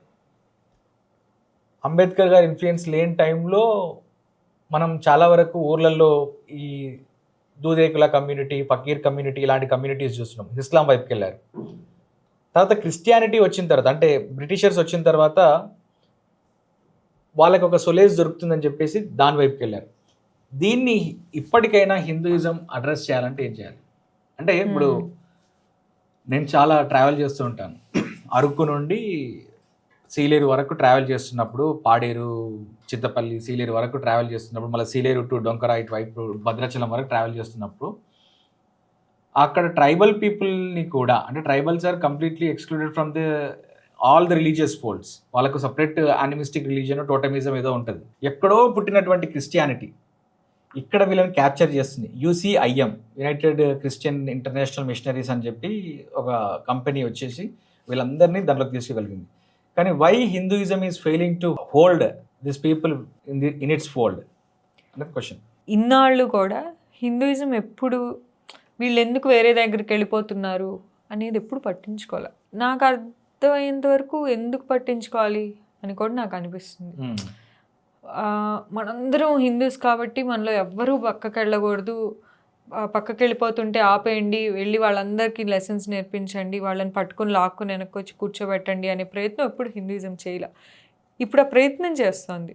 యాక్చువల్ ప్రాక్టీస్ ఆఫ్ హిందూయిజం అలా కాదు అని నాకు అనిపిస్తుంది. సో హిందూయిజం ఏంటంటే నీకు ఇక్కడ సొలేస్ దొరుకుతుంది అని నువ్వు బిలీవ్ చేస్తావా, నువ్వు అది చేసుకో. ఇక్కడ సొలేస్ అంటావా, అది చేసుకో. ఇంకో చోట సొలేసా, అది ప్రాక్టీస్ చేయి. So it has let people live their own way. అందుకనే చాలా రిలీజియన్స్కి వెళ్ళినా, వేరే రిలీజియన్కి వెళ్ళినా కూడా చాలా హిందూ ప్రాక్టీసెస్, చాలా క్యాస్ట్ ప్రాక్టీసెస్ కంటిన్యూ చేస్తారు. ఎందుకంటే Hinduism has let people do that. Conversion అనే ఇష్యూ లాగా చూసి ఈ కన్వర్షన్కి వ్యతిరేకంగా ఈ మతం ఎలా రెస్పాండ్ అవ్వాలి, మతం ఇన్నాళ్ళు హిందూయిజం ఎలా రెస్పాండ్ అయింది, డైలాగ్ చేసింది, ఖచ్చితంగా డైలాగ్ చేసింది. This is the best in my religion. Hindu స్వరాజ్లో గాంధీ రాస్తాడు, Indians should start realizing that this is the greatest civilization in history. So ఈ సివిలైజేషన్కి ఉన్న గొప్పతనం ప్రపంచంలో ఎవరికి లేదు అంటాడు గాంధీ. సో నీ గ్రేట్నెస్ నీకు తెలిసినప్పుడు నువ్వు డిబేట్ చేయి, వాళ్ళతో ఆర్గ్యూ చేయి, గ్రేట్నెస్ ఏంటో చూపించు, నీ హైయెస్ట్కి యాక్సెస్ ఇవ్వు. సో ఈ చర్నింగ్ జరగాలి, ఈ వెల్కమింగ్ జరగాలి. హిందూయిజం ఎప్పుడు దాన్ని యాక్టివ్గా సీక్ చేయాలి, నువ్వు చేస్తావనే చేసుకో. ఇప్పుడు ఏమవుతుందంటే దాన్ని మనం ఒక ప్రాబ్లం చేసి ఇలా వస్తున్న మిషనరీస్ని వాళ్ళతో డిబేట్ చేసే బదులు, ఒకప్పుడు డిబేట్స్ జరిగాయట. నేను రీసెంట్లీ మను పిల్ల ఇది ఒక పాడ్కాస్ట్ వింటున్నాను. అతను అంటారు అర్లీగా కేరళలో క్రిస్టియన్ మిషనరీస్ వచ్చినప్పుడు అక్కడ బ్రాహ్మిన్స్, అక్కడ ట్రావెన్కోర్ రాజులు వాళ్ళతో కూర్చోబెట్టి మా రిలీజన్లో గొప్పతనం ఇది, నీ రిలీజన్లో గొప్పతనం ఏంటో చెప్పు, నువ్వు 1 గాడ్ అంటున్నావు, నా దగ్గర 33,000 ఉన్నారు, నేనే గొప్ప, నువ్వు 1 బుక్ అంటున్నావు, నాకు అసలు ట్రూత్ నేను ఎత్తుకుంటా, నేనే గొప్ప. నువ్వు ఎందుకు గొప్ప? నీ దగ్గర ఉన్నది నా దగ్గర లేనిది ఏంటో చూపించు. అసలు నువ్వు ఎందుకు నాకన్నా గ్రేట్ అని యాక్సెప్ట్ చేయాలి అన్న డిబేట్స్ స్టేజ్ మీద కూర్చుని, ఇక్కడ ఒక హిందూ రాజు కానీ బ్రాహ్మిన్ ప్రీస్ట్ కానీ, ఇక్కడ పోర్చుగీస్ ట్రావెలరు కూర్చొని డిబేట్ చేసుకునేవాళ్ళు. జనాలంతా కింద నుంచి చూస్తుండేవాళ్ళు. If you have such kind of debate, if you have such dialogue within your religion and outside your religion, అప్పుడు ఇన్సెక్యూర్ అనిపించదు. ఇప్పుడు మనం చేయాలనుకుంటోంది ఏంటంటే, మీరు వచ్చి కన్వర్ట్ చేస్తున్నారు, నేను రాళ్ళేసి వచ్చి కొడతాను నిన్ను, నీ బస్సును తగలబెడతాను. అదేం డిబేటు, అదేం డైలాగు. నీ రిలీజన్లో ఎంతోమంది నేర్పించి, ఇప్పుడు శంకరాచార్య ఆయనకు ఒక రియలైజేషన్ కలిగిందని కానీ ఏం చేశాడు, ఇండియా అంతా ట్రావెల్ చేశాడు. ఇండియా అంతా ట్రావెల్ చేసి అందరితో కూర్చుని డిబేటు, అసలు హైయెస్ట్ ట్రూత్ ఏంటి అని. బుద్ధ ఏం చేశాడు, ఆయనకు ఒక ఎన్లైటన్మెంట్ వచ్చింది అని కానీ మొత్తం తిరిగాడు, డిబేట్. వివేకానంద ఏం చేశాడు, పై నుండి కింద అసలు వివేకానంద మెమోరియల్ కన్యాకుమారి దాకా ట్రావెల్ చేసి debate. So if you don't take Jiddu Krishnamurti for that matter, what did Jiddu Krishnamurti do? ఆయన అన్ని బెసెంట్ తీసుకెళ్ళి థియోసాఫికల్ సొసైటీ అని కూర్చోబెట్టారు. థియోసాఫికల్ సొసైటీ కాదు, ఇది కాదు హిందూయిజం అంటే, వేదాలు ఈ రిచువల్స్ ఇవన్నీ కాదు, హిందూయిజం అంటే సెల్ఫ్ డిస్కవరీ. అసలు హిందూయిజం అనే కాదు, అసలు హిందూయిజం అన్న వర్డ్ని కూడా తప్పన్నారు. అసలు ఒక individual highest truth self discovery. మొత్తం ప్రపంచం తిరిగారు, 45 ఏళ్ళు తిరిగి డైలాగ్స్ వరల్డ్ టీచర్ అన్నారు ఆయన్ని. సో ఈ సొసైటీ ఏదైతే ఉందో, ఈ సివిలైజేషన్ ఏదైతే నేర్పించిందో టు హ్యావ్ దట్ డైలాగ్, ఆ dialogue if you can do with in your religion, with your costs and with your other religions, అప్పుడు నీకు ఆ ప్రాబ్లం ఒకలాగా కనిపిస్తుంది. నేను డైలాగ్ చేయను అంటే, ఇంట్లో ప్రాబ్లం ఉందనుకోండి, మీ టీనేజ్ బాయ్ గొడవ చేస్తున్నాడు, నువ్వు వాడిని కూర్చోబెట్టి డైలాగ్ చేస్తావా, ఇంకా రోజు పొద్దున్న లేచిన దగ్గర నుండి కొడుతూ ఉంటేనే నువ్వు మారుతావు అంటావా అనేది అప్రోచ్. సో నువ్వు డైలాగ్ చేసుకుంటే విత్ ఇన్ హిందూయిజం చాలా చేంజ్ పాసిబుల్. లేదు మేము హిందువులో మమ్మల్ని మేము కాపాడుకోవాలంటే మిమ్మల్ని కొట్టాలి, మిమ్మల్ని ఇది చేస్తేనే మేము కాపాడుతాము అంటే అది వైలెన్స్కి దారి చేస్తుంది, which I don't think is the core of Hinduism. దీనిలో ఇంకొక చిన్న రిస్క్ ఏమొచ్చిందంటే, ఈ రోల్ అంతా స్టేట్ చేస్తుంది. నేను ఈ గవర్నమెంట్ ఆ గవర్నమెంట్ అనట్లా, ఇదివరకు ప్రీవియస్ గవర్నమెంట్స్ ఏమో మిషనరీ యాక్టివిటీ జరుగుతుంటే వాళ్ళకి కంఫర్టబుల్గా ఉన్న చోట అలో చేశారు, కంఫర్ట్ లేని చోట ఇష్యూ చేశారు. ప్రెజెంట్ డిస్పెన్సేషన్ ఏమో కన్వర్షన్ చాలా చోట్ల జరుగుతున్నాయి. ఎప్పుడు ఎలక్షన్ ఉందో, ఎక్కడ క్రిటికల్గా ఉందో అక్కడ దాన్ని ఇష్యూ చేస్తున్నారు. కానీ ఇద్దరు చేయింది ఏంటంటే డైలాగ్. దీనిలో స్టేట్ రోల్ ఏమవ్వాలి అంటే, గవర్నమెంట్ రోల్ ఏమవ్వాలి, న్యూట్రల్గా నేను చూస్తాను, మీ రిలీజన్ మీరు పాటించుకోండి, నేను గమనిస్తూ ఉంటాను. ఎక్కడైనా ఒకళ్ళనొకళ్ళు మీరు కొట్టుకుంటుంటే, ఈ డైలాగులు జరుగుతూ నేను పోలీసులు పంపిస్తాను, ఆపేస్తాను. గవర్నమెంట్ డ్యూటీ అంతే, facilitator. You debate among yourself, best one wins, best religion wins. So if you feel your best religion, then you should go to debate. మొత్తం బ్యాక్ ప్యాక్ వేసుకొని, నిండా వేదాలు ఉపనిషత్తులు అన్నీ పెట్టుకొని నిజంగా వెళ్ళి మీరు కనుక డిబేట్ చేయగలిగితే, I believe you have a big point to prove. అసలు ఏం అక్కర్లా, జస్ట్ ఒక కృష్ణమూర్తి బుక్ని వేసుకుని వెళ్ళి బ్యాగ్లో స్పిరిచువాలిటీ, కృష్ణమూర్తి, బుద్ధ, రమణ పుస్తకాలు తీసుకుని బ్యాక్ ప్యాక్లో వేసుకొని డిబేట్ చేయండి. ఒక్క ఎన్లైటన్మెంట్ అనేది చాలు, ఇట్స్ ఎ డిఫరెన్షియేటర్. సో మనం ఆ స్పిరిచువాలిటీ అనే ఎస్సెన్స్ని, core of the religion is moksha, and the ugly growth of the religion is caste. So it's like throwing the baby with bath water. So మనం అంటే హిందూయిజం అంతా క్యాస్టే అని చెప్పి హిందూయిజం కొట్టేస్తున్నాం, అదే throwing baby with bath water. So అసలు ఇంక ఈ రిలీజన్లో క్యాస్ట్ తప్ప ఏం లేదు అనేస్తాం. ఆర్ అంటే అసలు ఇంక రిలీజన్ గ్రేట్ అంటాం, దేని విషయాల్లో అంటాం, రిచువల్స్ విషయంలో, దేవుడు ఎలా కనిపించాలి విషయంలో ఎవ్వరు ఎన్లైటన్మెంట్ మాట్లాడరేంటి? అది కదా హైయెస్ట్, ఇంతమందిని ప్రొడ్యూస్ చేసింది కదా. అవును. That's my argument. And the greatness of Hinduism, political philosophy of the religion. మీరు సటానిక్ వైరసెస్ అని చెప్పేసి సల్మాన్ రషీదీ ఇది ఆయన ఒక పుస్తకం రాస్తే ఆయన మీద ఫత్వా రిలీజ్ చేశారు. ఏ ఇస్లాం కంట్రీకి వెళ్ళినా చంపేస్తారు ఆయన. ఇప్పుడు లండన్లో సేఫ్గా ఒక దగ్గర తలదాచుకొని ఉంటున్నాడు ఆయన. తస్లీమా నస్రీన్ ఆవిడ లజ్జా అనే పుస్తకం రాస్తే బంగ్లాదేశ్ నుంచి ఫత్వా రిలీజ్ చేశారు. ఇండియాలో ఒక పొలిటికల్ ఐసలం తీసుకుంటున్నారు ఆవిడ. కానీ భారతదేశంలో గులాంగిరి అని చెప్పి 19th సెంచరీ బిగినింగ్లో ఫూలే జ్యోతిబా పూలే గారు రాశారు పుస్తకం. అందులో హిందూ దేవులందరి గురించి మీరు నేను గులాంగిరి చదవలేదు, మొన్నే ఐలేసర్ చెప్పారు, నేను అది చదవాలి. చదవండి ఒకసారి, పుస్తకం చదవండి. ఆ పుస్తకంలో హిందూ గాడ్స్ ఎవరైతే ఉన్నారో ఆ గాడ్స్ అందరి గురించి ఆ పుస్తకంలో రాసి ఉంటుంది, మెన్షనింగ్ ఉంటుంది. మీరు ఎలా నమ్ముతున్నారు? ఒక మనిషి టార్సోకి ఏనుగు తలకాయ తీసుకొచ్చి పెడితే దీన్ని మీరు దేవుడని ఎలా నమ్ముతున్నారని ఒక డైలాగ్ ఉంటుంది. అందులో కూడా ఇద్దరు వ్యక్తుల మధ్యన డైలాగ్ నడుస్తుంటది. ఒక మనిషి టార్సోకి ఒక సింహం తలకాయ తీసుకొచ్చి పెడితే మీరు ఎలా నమ్ముతున్నారు దీన్ని? ఒక మనిషి టార్సోకి బాడీకి ఇంకేదో చేపదో లేకపోతే ఇంకేదో తీసుకొచ్చి పెడితే ఎలా నమ్ముతున్నారు మీరు అని చెప్పి 9 అవతారాల గురించి మొత్తం అంతా డిస్కషన్ అంతా పుస్తకంలో ఉంటుంది. ఎలా గులాంగిరి జరుగుతుందని చెప్పేసి అంత తెలిసినప్పటికీ ఆయన మీద కానీ ఆయన పుస్తకం మీద కానీ ఇప్పటికీ బ్యాన్ లేదు. ఆ పుస్తకం ఇప్పటికీ మార్కెట్లో మనకు అవైలబుల్గా ఉంటుంది. It is the best selling book. So మీరే చెప్పాలి, మీకు బాగా తెలుస్తుంది. అవును, ఆ పుస్తకం ఈ రోజుకి కూడా చాలా చిన్న పుస్తకము. ఆయన రేజ్ చేసిన క్వశ్చన్స్ మనకు లాజికల్ గా అనిపిస్తాయి. Definitely hurts the religious sentiments of everyone. చాలా డీప్ గా హర్ట్ చేస్తాయి. అయినా చదువుతారు. అది ఉంది. ఐలేసర్ అది అంటారు.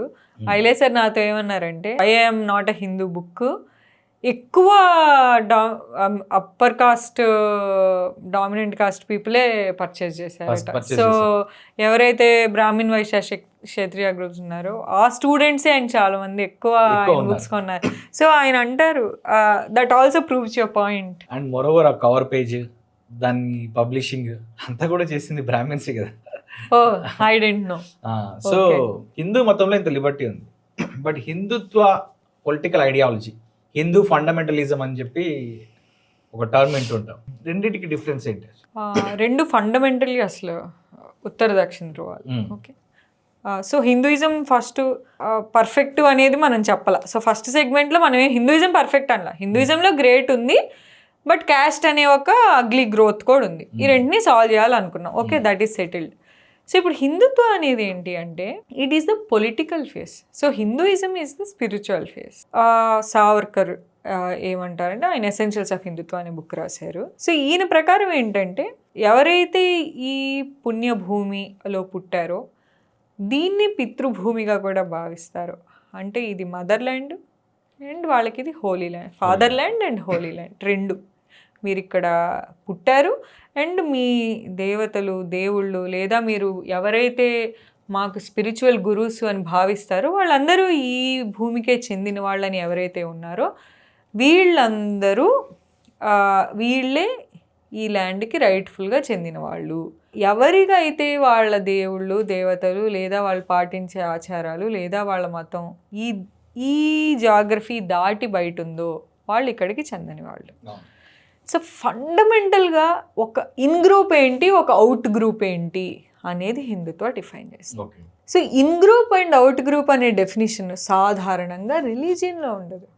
సో రిలీజియన్ అనేది ఏం చెప్తుంది, నీకు హయ్యర్ ట్రూత్కి వెళ్ళడానికి ఏం కావాలి అని చెప్తుంది, అంతే. రిలీజియన్ డ్యూటీ అంతే. ఒక మనిషికి గాడ్కి కనెక్టింగ్ డాట్ ఈజ్ రిలీజియన్. దీనికి అసలు గాడ్తో సంబంధం లేదు. భూమి, జాగ్రఫికల్ డిమార్కేషన్, భూమి, ఈ భూమిలో ఎవరు ఉండాలి ఎవరు ఉండకూడదు, ఇది హిందుత్వ.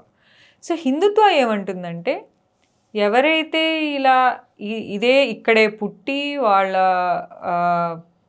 సిస్టర్స్ అందరూ ఇక్కడే చెంది వాళ్ళ మతము వాళ్ళ దైవాలు ఇక్కడ ఉన్న వాళ్ళందరూ హిందువులు, వాళ్ళు ఇన్సైడర్స్. దాని గురించి ఎందుకు సిక్స్, జైన్స్, బుద్ధిస్ట్స్ వీళ్ళు కూడా ఓకే అంటే ఆ రిలీజియన్స్ కూడా ఈ భూమిలోనే పుట్టాయి కాబట్టి వాళ్ళందరూ ఇన్సైడర్సే. Indic religions.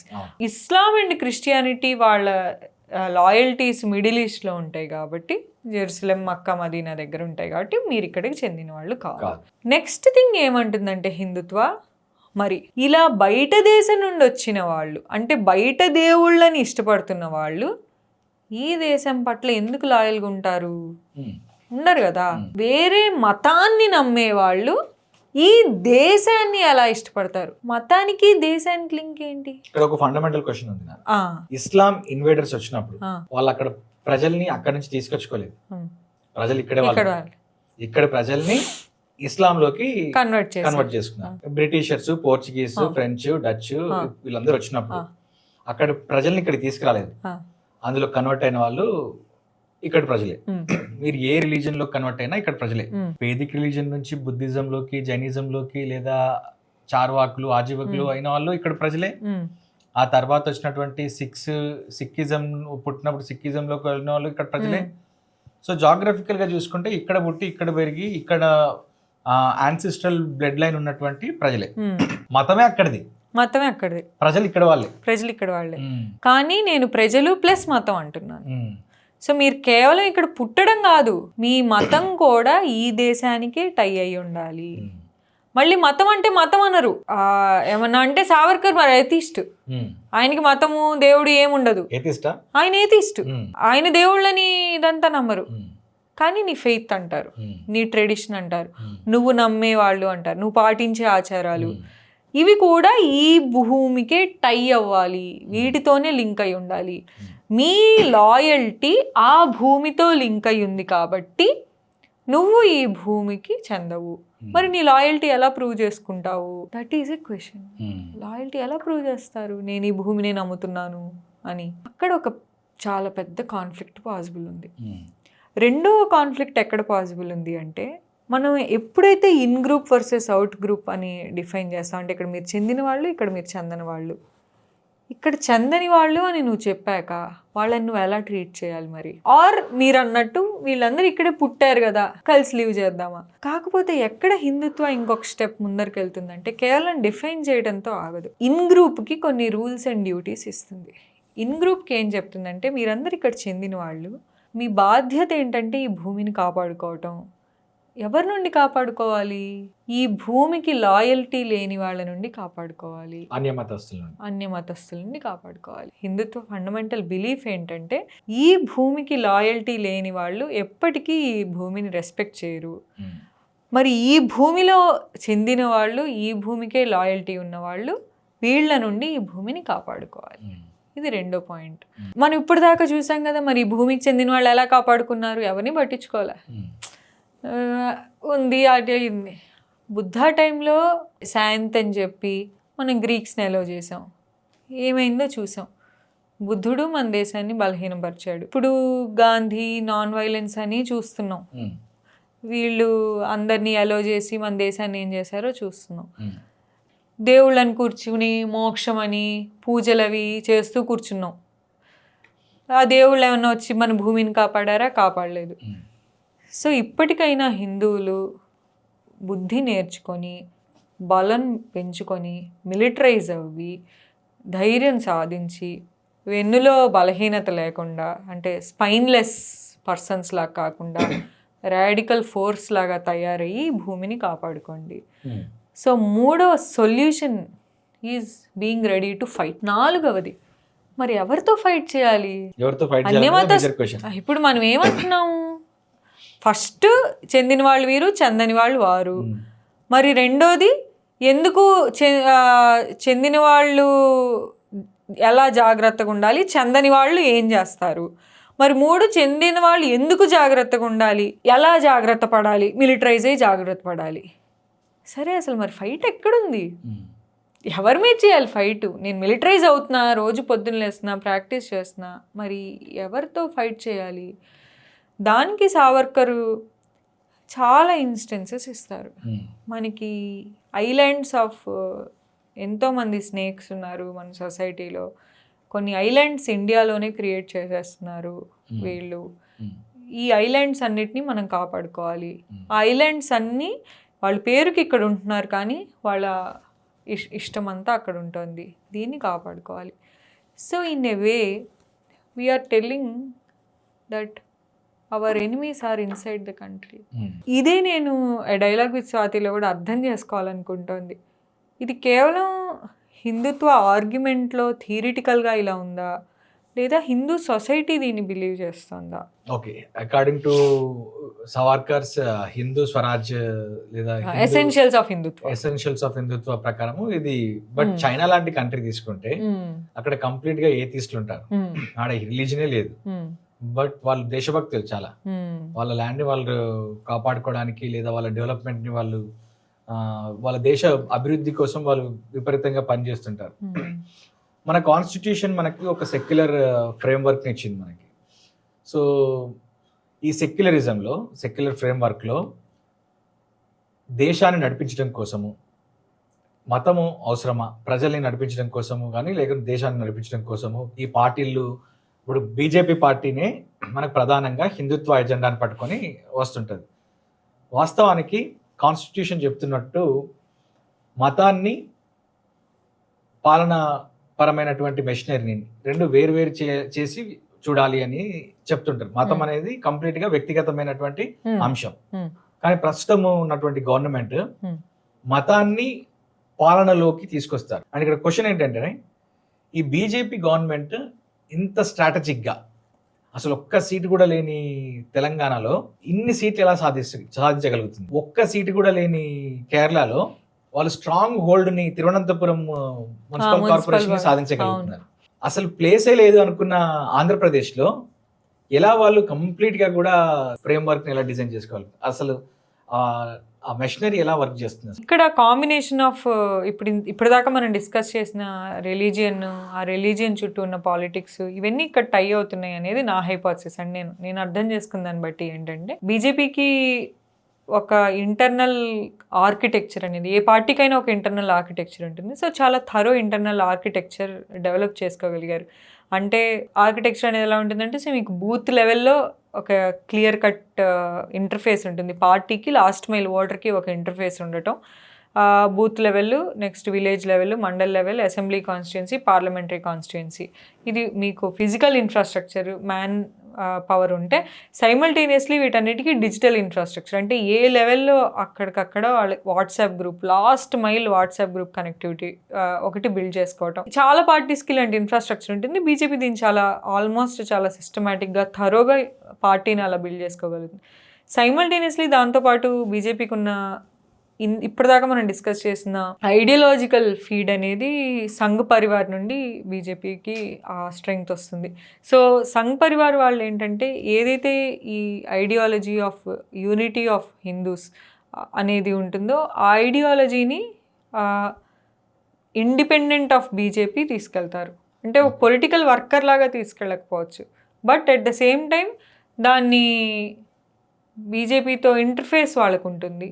బట్ దాన్ని స్ప్రెడ్ చేయడానికి ఒక ఇండిపెండెంట్, అసలు సపరేట్ మెషినరీనే ఒకటి ఉంటుంది. వీళ్ళకి బీజేపీకి అసలు రిలేషన్ ఉండదు, సంఘ్ పరివార్ ఈజ్ ఇండిపెండెంట్ అంటారు. బట్ స్టిల్ వీళ్ళిద్దరికి చాలా స్ట్రాంగ్ లింక్స్ ఉంటాయి అనేది ఒక ఆర్గ్యుమెంట్ ఉంటుంది. సో ఒక ఐడియాలజికల్ బలం, cadre strength, party structure build చేసుకోవడం, దాంతోపాటు కమ్యూనికేషన్ మెషినరీని ఆల్మోస్ట్ మాస్టర్ చేయగలగటం. నిన్న ఐ థింక్ నేను ఒక పాడ్కాస్ట్లో పార్టిసిపేట్ చేశాను. సో ఆ పాడ్కాస్ట్ హోస్ట్ నాకు చెప్తున్నారు, maximum digital spends on media BJP నుండి ఉంటాయి అని చెప్పి. అఫ్కోర్స్ వాళ్ళు గవర్నమెంట్లో ఉన్నారు, ఆ బెనిఫిట్స్ ఎప్పుడూ ఉంటాయి. బట్ ఆ డిజిటల్ కమ్యూనికేషన్ని మాస్టర్ అవ్వగలగటం, ఒక నేరేటివ్ని మీరు రాత్రికి రాత్రి ఒక ఇష్యూని క్రియేట్ చేసి ఆ ఇష్యూని ఎలా ఆ ఇష్యూ చుట్టూ సొసైటీని మొబిలైజ్ చేయాలి, పోలరైజ్ చేయాలి అనే దాని మీద ఒక మాస్టరీ ఉంది. ఆ ఇష్యూ ఏ పార్టీ అయినా ఫర్ దట్ మ్యాటర్ అలానే చేస్తుంది. మీరు ఇందాక అన్నారు ఇండియా ఒక సెక్యులర్ దేశము, సో మనం మతాన్ని అసలు రాజకీయంలోకి రానివ్వము అని. బట్ ఇదివరకు కాంగ్రెస్ ప్రభుత్వాలు ఉన్నప్పుడు కూడా మతాన్ని తీసుకొని రాజకీయం చేశారు.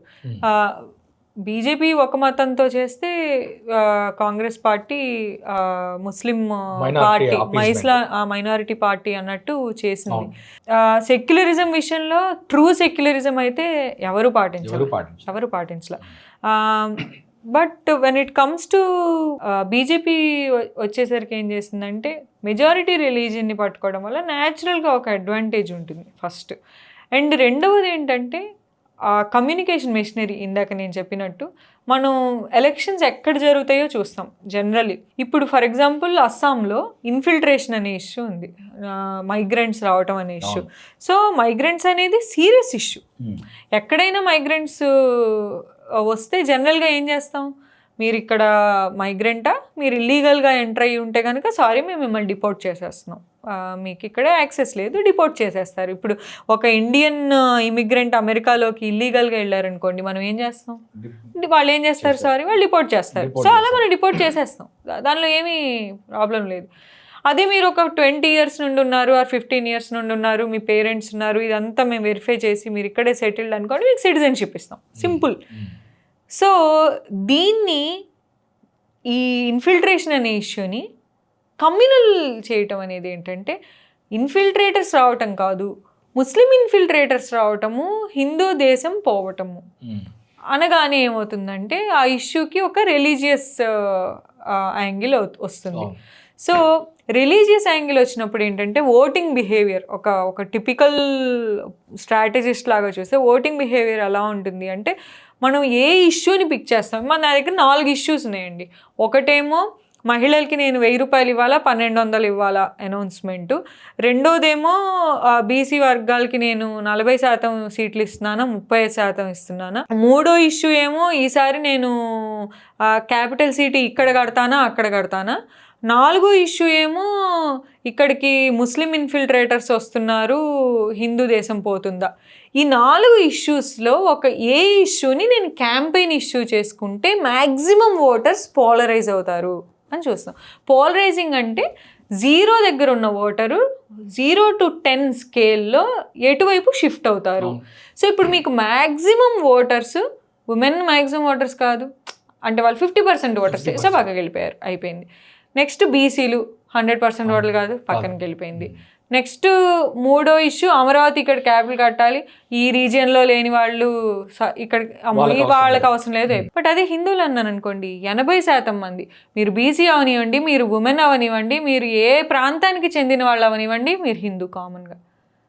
సో 80% ఓటర్స్ని నేను 0 నుండి 10 వైపు పోలరైజ్. అందుకే కదా ఇప్పుడు తిరుపతి లడ్డు అనే కాదు, ఆంధ్రాలో తిరుపతి లడ్డు, అస్సాంలో ఇన్ఫిల్ట్రేటరు, తెలంగాణలో కేసీఆర్ గారు, తెలంగాణలో నిజాం పాలన, తమిళనాడులో మదురై టెంపుల్, కేరళలో కమ్యూనిస్ట్ రూలు, కర్ణాటకలో గుడి రిలేటెడ్ ఇష్యూ, మహారాష్ట్రలో శివాజీ, ఉత్తరప్రదేశ్లో అయోధ్య, లేకపోతే నార్త్ ఇండియాలో కాశ్మీరు, పాకిస్తాను, నార్త్ ఈస్ట్ ఇండియాలో క్రిస్టియానిటీ. ఎక్కడైనా కామన్గా మనం గమనిస్తోంది ఏంటంటే 0 నుండి నేను 10కి సొసైటీని తీసుకెళ్లడంలో ఏ ఇష్యూ నాకు మ్యాక్సిమం మైలేజ్ ఇస్తుంది. ఏ పొలిటీషియన్ అయినా, ఒక పోల్ స్ట్రాటజిస్ట్గా నేను చెప్పేది ఏంటంటే ఏ పొలిటీషియన్ అయినా ఇదే చేస్తారు. కానీ మనం గుడ్ ఇష్యూస్ మీద పోలరైజ్ చేద్దామా, డేంజరస్ ఇష్యూస్ మీద పోలరైజ్ చేద్దాం. ఇప్పుడు గాంధీ కూడా పోలరైజ్ చేశాడు, ఏమన్నాడు, అసలు ఆ తెల్లవాడిని తరిమి కొడదాం. సో అప్పుడు ఇండియన్స్ అందరినీ ఎవరిని కలుపుకున్నాడు, ఉమెన్ని కలుపుకున్నాడు, అప్పటిదాకా కలుపుకొని దళిత్స్ని కలుపుకున్నాడు, యంగ్స్టర్స్ అందరికీ పిలుపునిచ్చాడు, రైతుల్ని పిలిచాడు, నెక్స్ట్ ఎక్కడో సాల్ట్ పండిస్తున్న వాళ్ళని సాల్ట్ గ్రోవర్స్ని ఇన్వాల్వ్ చేశాడు, దేశమంతా తిరిగాడు, అందరినీ మొబిలైజ్ చేశాడు వాళ్ళకి అగెన్స్ట్గా. సో మొబిలైజ్ చెయ్యాలి, పాలిటిక్స్ అంటేనే మొబిలైజింగ్ అండ్ ఒక ఇష్యూ కోసం నేరేటివ్ని షిఫ్ట్ చేయటం. బట్ ఆ ఇష్యూ ఏంటి, నేను సొసైటీని మొబిలైజ్ చేశాక నా గెలుపు కోసం మొబిలైజ్ చేస్తానా, ఆ సొసైటీ మంచి కోసం మొబిలైజ్ చేస్తానా. గెలుపు కోసం నేను ఏ ఇష్యూ వాడుకునైనా మొబిలైజ్ చేస్తాను అంటే సొసైటీ డ్యామేజ్ అవుతుంది. నేను ఇందాక అన్నాను చూడండి, నేను ఎక్స్ప్లోర్ చేస్తున్న క్వశ్చన్ ఏంటి అని, నిజంగా సొసైటీ ఇలా పోలరైజ్ అయిపోతుందా. ఒకవేళ సొసైటీ అలా పోలరైజ్ అవ్వట్లేదు అనుకోండి, ఎలక్షన్ అయిపోయాక సొసైటీ మళ్ళీ నార్మల్ స్టేట్కి వెళ్తుంది. అంటే మనం ఎక్సర్సైజ్ చేసినప్పుడు ఫుల్ అసలు హైలో ఉంటే రెడ్ అయిపోతాం. సో మనకి ఎలక్షన్ టైం వరకు హైలో ఉంటాం, రెడ్ అయిపోతాం, అసలు ఇంటెన్స్గా పోలరైజ్ అయిపోతాం. అయిపోయాక మళ్ళీ మేము మనందరం బాయ్ బాయ్ బాయ్ బాయ్ గుడ్ గుడ్ గుడ్ అనుకున్నామంటే సొసైటీ 1 day పోలరైజ్ అయింది, మిగతా టైం అవ్వలేదని. బట్ సొసైటీని కంటిన్యూస్గా పాలరైజింగ్గా ఉండి ఎలక్షన్ దాని మీదే మనం గెలిపిస్తూ ఉంటే కనుక అది డేంజరస్ ట్రెండ్. సో మనం ఇందాక మీరు హిందూయిజంలో డైలాగు డిబేట్ వీటన్నిటి గురించి చెప్పారు చూడండి. నిజంగా డైలాగు డిబేట్ ఉన్న హిందూయిజము ఈ ప్రాబ్లమ్ని ఎలా చూస్తుంది అనేది నేను గమనించాలనుకుంటున్నా. That I think will be interesting. Cow nationalism గురించి వినే ఉంటారు కదా. ఒకవైపు ఐలే గారేమో బఫెలో నేషనలిజం గురించి చెప్తుంటారు, కౌ నేషనలిజం గురించి. జస్ట్ ఒక కౌని అడ్డం పెట్టి ఇండియన్ పాలిటిక్స్ ని నడిపిస్తుంది బీజేపీ అని చెప్పి అంటుంటారు. ఎంతవరకు కరెక్ట్? సో సనాతన ధర్మంలో కౌ అనేది ఒక ఎక్కడైనా జనరల్గా అప్పర్ కాస్ట్ హిందూస్లో, హిందూ టెక్స్ట్స్లో మీరు గమనిస్తే ఆవుని చాలా ఆప్యాయంగా చూసుకుని చాలా దేవతలాగా కొలుస్తారు, కామధేను అంటారు. సో ఐలే గారు చెప్పడం ఏంటంటే కొన్ని కులాల్లోనే ఆవు అంటే అది ఉంటుంది, అందరం మనం బఫెలో మిల్క్ తాగుతాం, బఫెలోని రేర్ చేసుకుంటాం, బట్ కౌని ఒక సింబల్ ఆఫ్ ప్యూరిటీ లాగా చూపించటం, కామధేను అనేది మనం ఏ కోరికనైనా అడిగితే అది తీరుస్తుంది.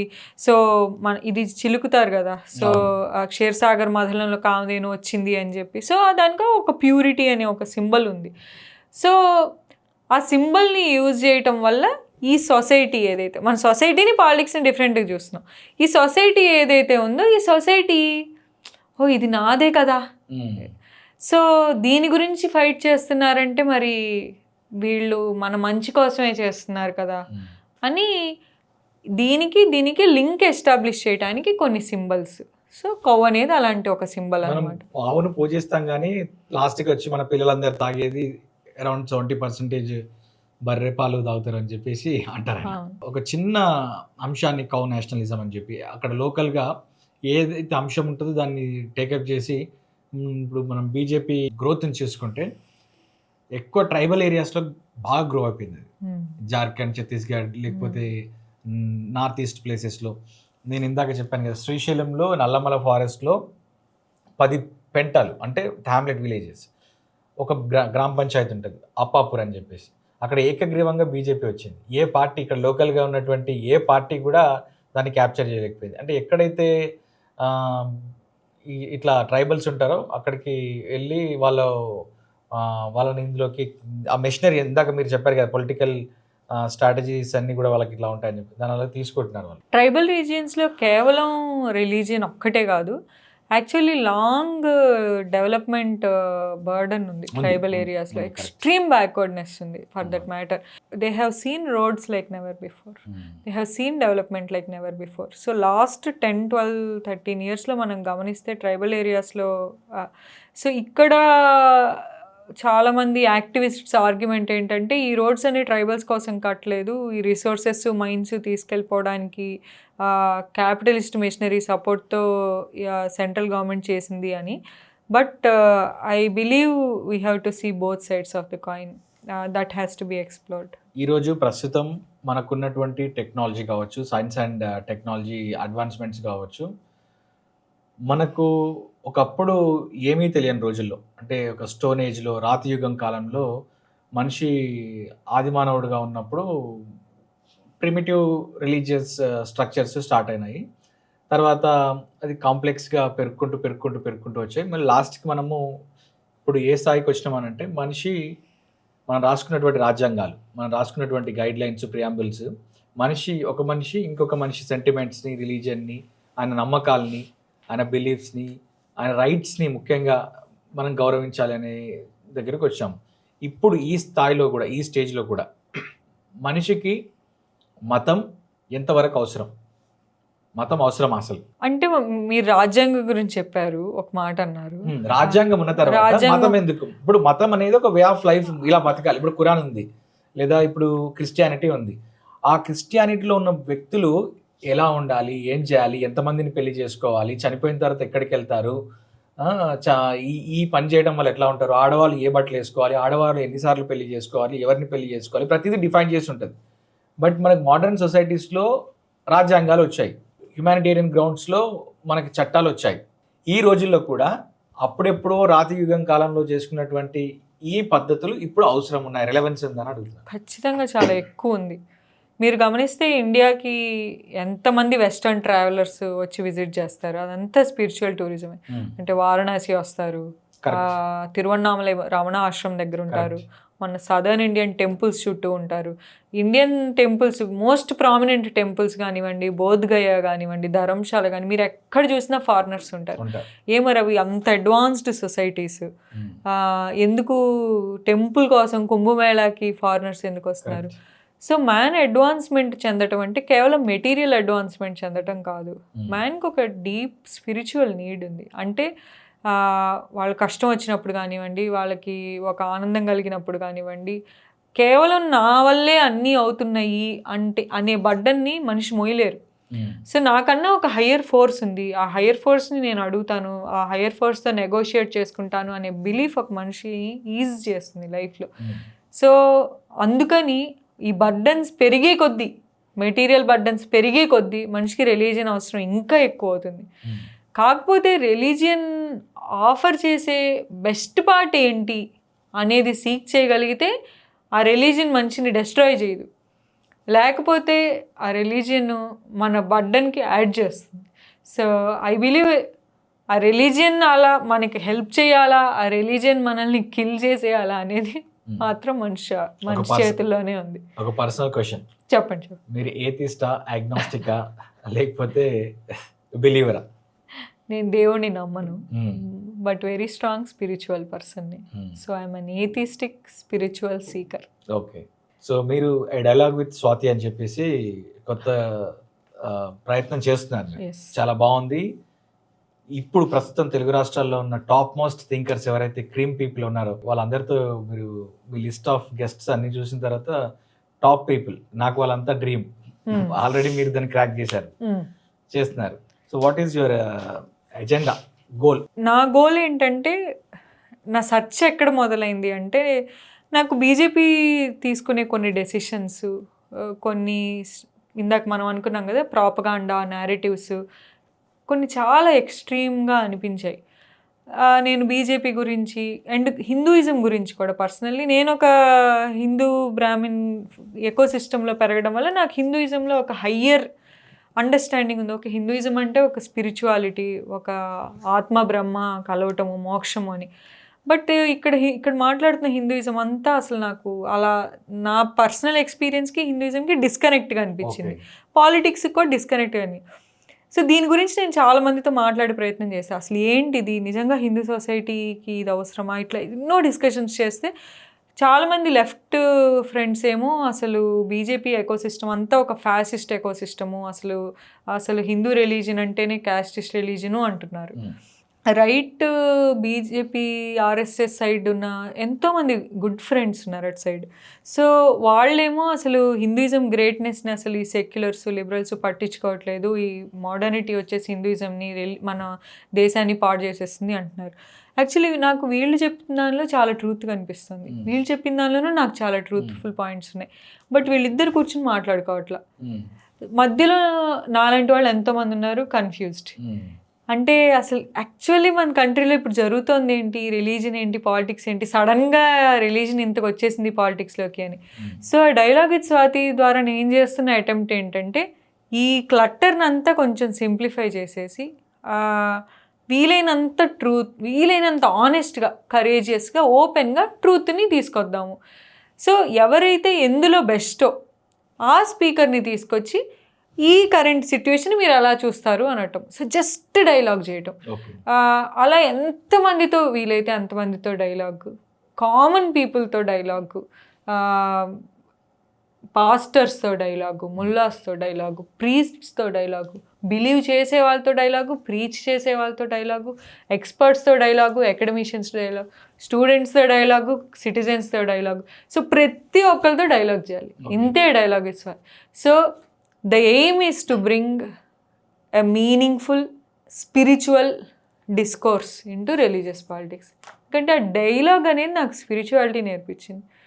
నేను నాకు చెప్పినట్టు బుద్ధ కానీ, కృష్ణమూర్తి కానీ, శంకరాచార్య కానీ, రమణ కానీ, వీళ్ళందరూ ట్రూత్ డిస్కవర్ చేశాక వాళ్ళు చేసింది ఏంటంటే డైలాగ్ ద్వారానే మనం ట్రూత్కి అరైవ్ అవ్వగలం. అది మనకి మిస్ అయింది ఇప్పుడు అంతా. అసలు మీరు ఇది అంటే ఇంకా నేను అటాక్ చేసాను. శివాజీ స్టాచ్యూని ఎవరైనా టచ్ చేస్తే అవుట్.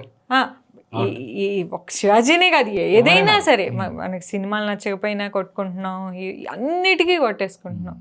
సో పాలిటిక్స్లో, బికాజ్ నా interest is in politics, I want very good political system, దానిలో నా ఒక రోల్ ప్లే చేయాలని ఉంది కాబట్టి అది నేను డైలాగ్ ద్వారానే చేయగలను, ఎందుకంటే నా స్ట్రెంగ్త్ స్పిరిచువాలిటీ, అందుకని డైలాగ్ ఇట్స్ స్వాతి. మీరు పొలిటికల్ స్ట్రాటజిస్ట్ కదా, సో ఒక పర్సనల్ క్వశ్చన్. షూర్. ఇప్పుడు మన ప్రభుత్వాలు ముఖ్యంగా తెలుగు రాష్ట్రాల్లో చూసుకుంటే చాలా వరకు ఫ్రీ బీస్ ఇస్తుంటాయి, ఉచితాలు. బట్ కొన్ని ప్రభుత్వాలు వచ్చినప్పుడు, ఇప్పుడు లెటస్ టేక్ జగన్ గారి ప్రభుత్వం ఉన్నప్పుడు ఎక్కువ ఫ్రీ బీస్ మీద ఫోకస్ చేస్తారు. జనాలకు అది ఫ్రీ, ఇది ఫ్రీ, ఇది ఫ్రీ, అది ఫ్రీ అని చెప్పేసి, ఈవెన్ తమిళనాడు గవర్నమెంట్స్ కూడా అలాగే ప్రోగ్రెస్ అవ్వుకుంటూ వచ్చాయి. ఒక రోజు మనం శ్రీలంక లాగా, వెనిజులా లాగా ఇలా అయ్యే పరిస్థితి ఉందా ఈ ఫ్రీబీస్ ఇవ్వటం వల్ల? లేదా మీరు ఫ్రీబీస్కి ఫరా అగెనెస్టా చెప్పండి. నేను ఫ్రీబీస్కి ఫర్. మనం వాటిని ఫ్రీబీ అన్న పదం ఫస్ట్ తీసేద్దాం.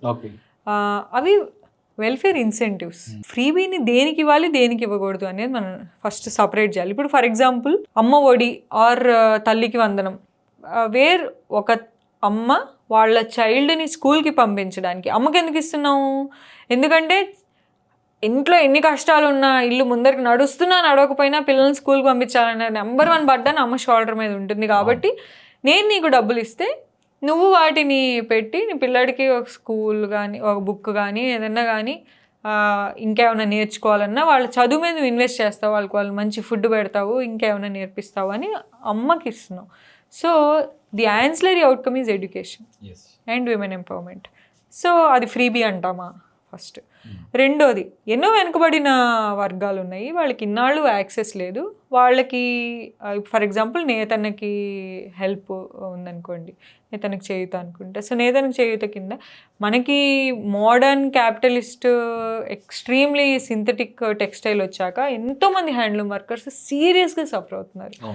సో వాళ్ళకి సబ్సిడైజ్డ్ పవర్ లూమ్ ఇవ్వటము, వాళ్ళకి ఎవ్రీ మంత్ ఆర్ ఒక 3 monthsకి ఒక ఇన్స్టాల్మెంట్ ఇవ్వటము, జస్ట్ మీ మెషిన్ని రిపేర్ చేసుకోవడానికి మేము ఫండ్ ఇవ్వటము, ఎలా ఫ్రీబీ అవుతుంది? ఫ్రీబీస్ ఎక్కడ డేంజరస్ అవుతున్నాయి అంటే, ఈ కులం ఓట్లు నాకు పడట్లేదు, ఈ మొత్తం బల్క్ కులం ఓట్స్ అన్నీ నాకు పడాలి అంటే నేను ఆ కులానికి ఒక ఎక్స్ట్రా ఇన్సెంటివ్ ఇస్తాను అంటే అది ఫ్రీబీ అవుతుంది.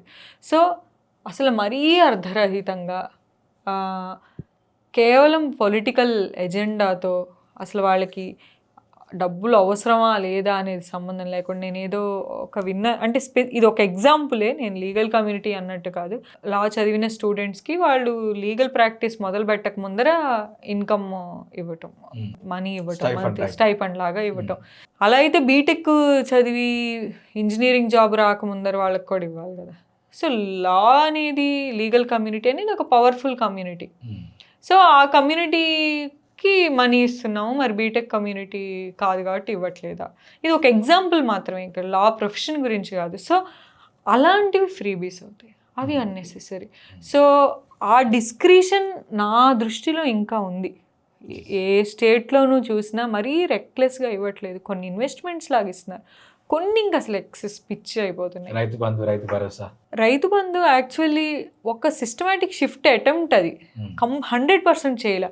కాకపోతే ప్రాబ్లం ఏమవుతుందంటే, ఇది ఎవరైతే ల్యాండ్ ఓనర్స్ ఉన్నారో వాళ్ళకి వస్తుంది, టెనెంట్స్కి రాదు. సో అసలు యాక్చువల్లీ కష్టపడే టెనెంట్.